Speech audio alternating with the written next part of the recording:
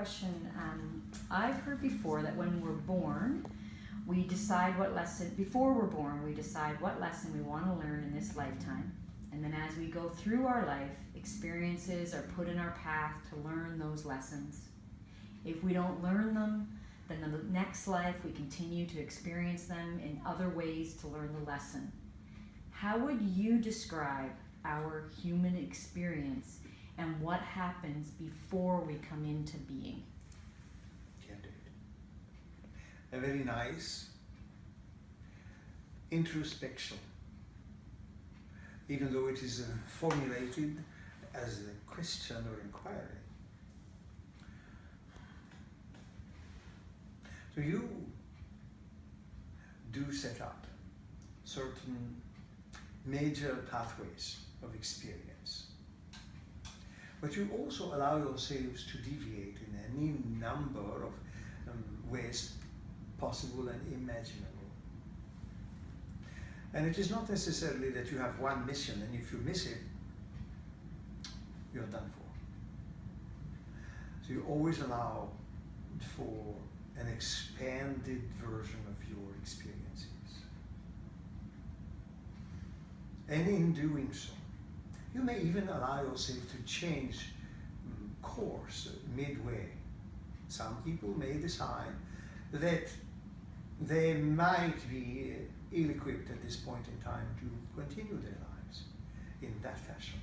So they may, in your vernacular, check out.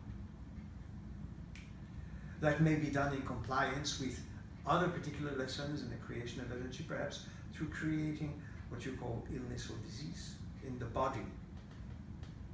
Others simply leave, therefore. Some people may seem to disappear. There are multiple cases of disappearances in your world all the time.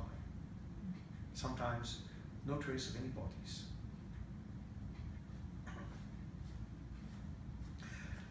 As to the life lessons and whether they will continue in another, you always have that opportunity. But it may not follow any particular linear sequencing. You believe that you live now in the year 2016. And of course, you may have a life in 2050, 2075, 3000. But you may, if the circumstances are more appropriate to the understanding you seek to gather, you may take birth in a period that would be representative of, say, the Middle Ages, the Dark Ages, the Roman era, the Greek era, the Egyptian era, and so on and so forth. Because you also like variety. And you might find that a particular time frame in that way complements you in a better way. And if there are things you do not learn, you will certainly not be punished. There is no cosmic committee that keeps tabs on you and say, well, wait a minute, you did not finish grade 3, you must go back or pay a penalty. There is no such thing.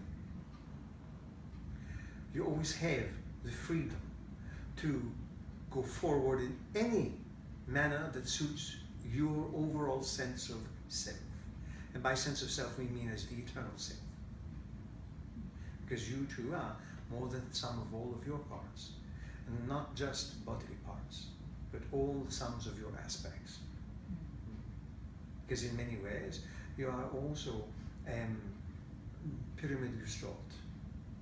You have many, many different structures within your own personality structures, not all of which can manifest themselves in one or multiple lifetimes. So you have a great deal of opportunities available to you at any given time.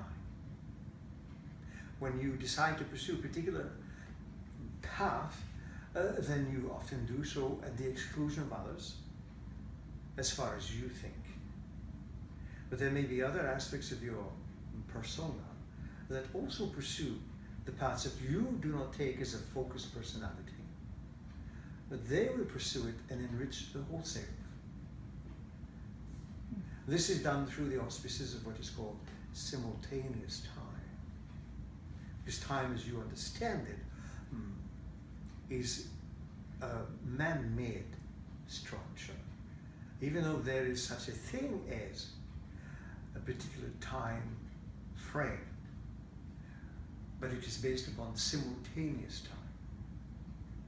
So it is a different psychology altogether. And probably a whole other video. Indeed. So could you talk about as well what happens when someone dies? What happens to the soul? Indeed, in a few words. Mm-hmm. As if we will ever be, how do you say, restrained by a few words. In a nutshell, when you disengage from the physical apparatus, when you decide that the old shirt is no longer suitable and it can no longer represent the being that you are becoming, you vacate it, you return it to the earth. It becomes again the dust of the earth and the stars. You continue to other realms, if you like. There are definite possibilities that you may encounter those who knew in your lifetime just recently passed, that assist you to adjust, because you keep in mind that you may have been in a conditioned situation for many years, even decades. You might need some orientation, some adjustment period. You might even decide to take a break from actually incarnating physically. Or you may decide that you will continue the adventure in some other place. But you always have that kind of choice. And it is up to you to make those decisions.